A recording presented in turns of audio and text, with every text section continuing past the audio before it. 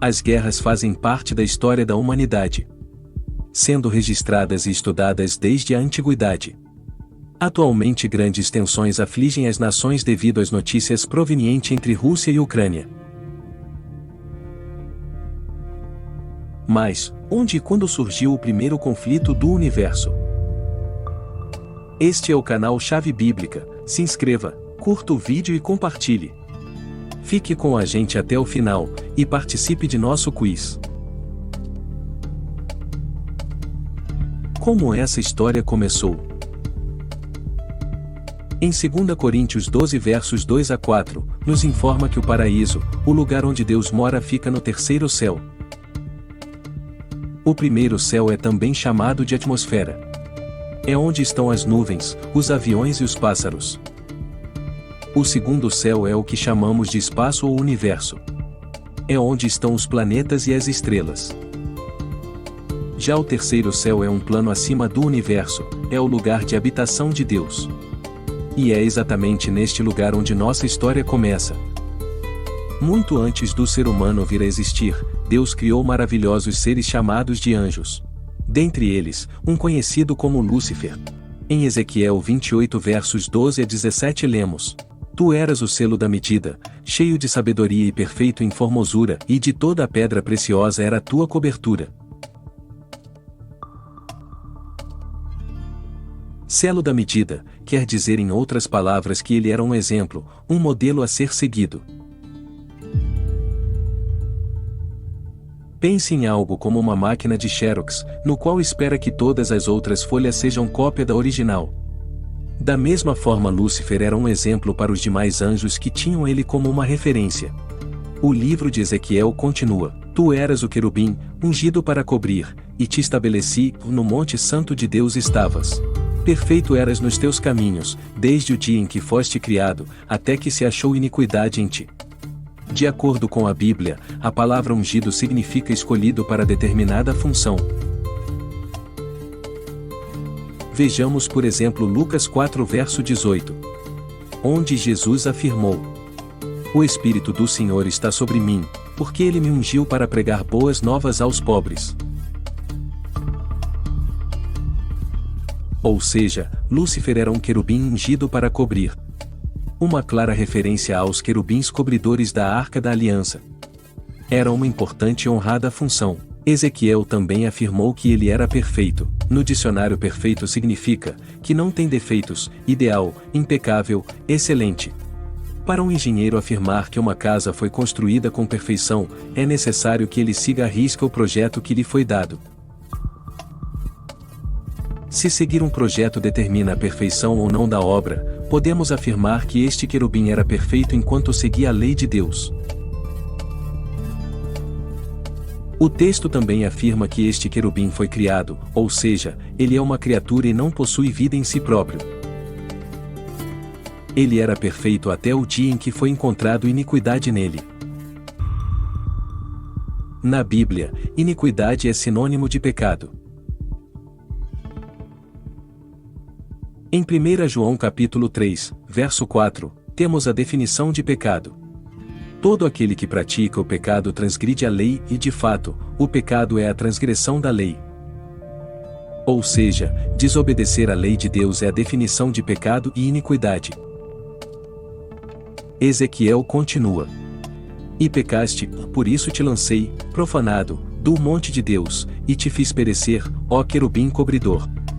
Elevou-se o teu coração por causa da tua formosura, corrompeste a tua sabedoria por causa do teu resplendor, por terra te lancei. Repare, tudo começou com o pecado, com a transgressão da lei de Deus. A causa de tudo isso foi o seu orgulho. A sua honrada posição e beleza fizeram com que Lúcifer despertasse em seu coração um sentimento jamais visto em todo o universo. Em Isaías 14 versos 13 a 14 lemos: Tu dizias no teu coração, eu subirei ao céu.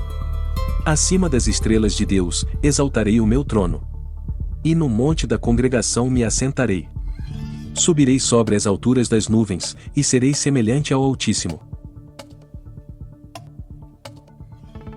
Este começou a ser o principal objetivo de Lúcifer: ser adorado. Quando diz que ele quer estar acima das estrelas de Deus, ele está se referindo aos anjos.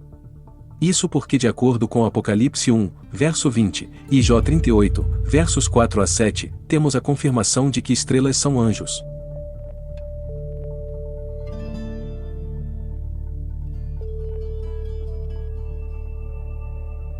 Dentro do coração deste querubim, vários pensamentos egoístas se levantaram. Chega então um ponto que ele não consegue guardar estes estranhos sentimentos apenas consigo mesmo. Em Lucas 6, verso 45, lemos que: porque a sua boca fala, do que está cheio o coração. Ou seja, Lúcifer começa então a compartilhar suas ideias com outros anjos.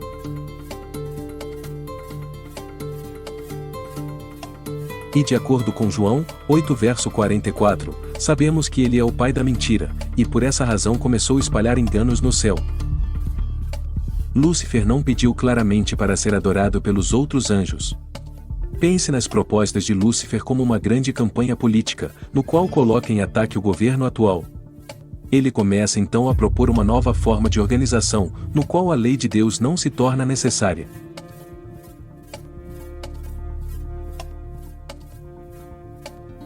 Em Apocalipse, João descreve a continuação desta história.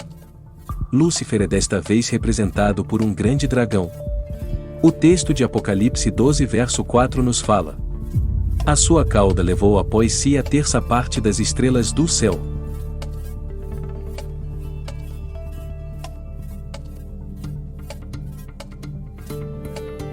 Terça parte significa um terço. Ou seja, 1 em cada 3. Em Isaías capítulo 9, verso 15, lemos: o profeta que ensina mentiras, esse é a cauda. Ou seja, cauda em profecia significa engano, mentira. Já estrelas, como já aprendemos, significa anjos. Ou seja, Lúcifer com seu engano levou consigo um terço dos anjos. Ainda no Apocalipse 12. Agora nos versos 7 a 9. E houve batalha no céu. Miguel e os seus anjos batalhavam contra o dragão. E batalhavam o dragão e os seus anjos. Mas não prevaleceram. Nem mais o seu lugar se achou nos céus.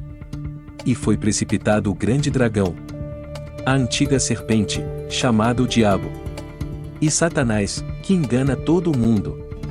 Ele foi precipitado na terra. E os seus anjos foram lançados com ele.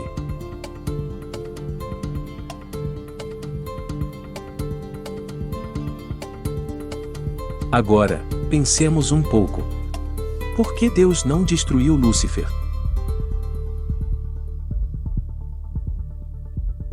Isso não resolveria, afinal, mais dúvidas surgiriam entre os anjos.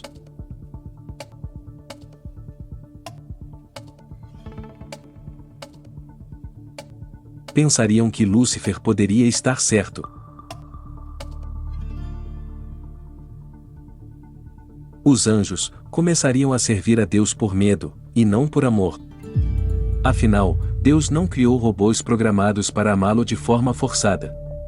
Deus criou anjos com livre-arbítrio, com a possibilidade de escolhas.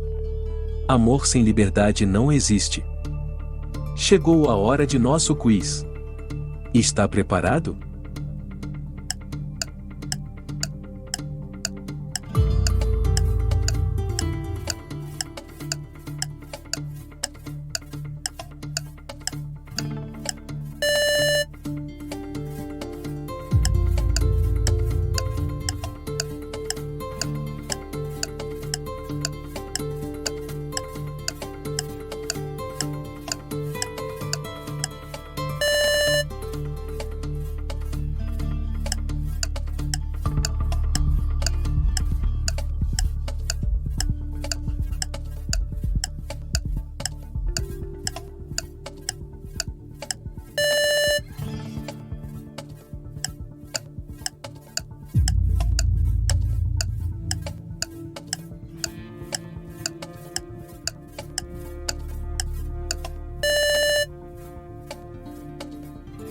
Como se saiu em nosso teste?